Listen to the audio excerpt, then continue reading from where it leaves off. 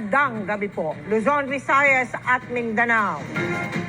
Formal nang naghain ng patong-patong na reklamo sa Justice Department ang kaanap ng mga nawawalang sabungero laban sa negosyanteng si Atong Ang at 60 iba pa. Dawit din sa asunto ang dating aktres na si Gretchen Barreto at dating PNP NCRPO Chief Jonel Estomo.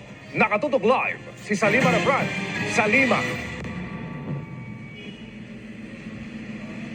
Mel Emil, multiple murder, kidnapping with serious illegal detention at iba pang mga reklamo ang inihain dito sa Department of Justice laban sa negosyanteng si Charlie Atong Ang at iba pa niyang mga kasama sa tinatawag na Alpha Group kaugnay ng pagkawala na mahigit 30 mga sabungero. Bakit gano'n ang pang ginawa sa kanya? Kung yung sabi nila na ninyope, yun na pa ba ang bayad? Yung pas lang yun sila.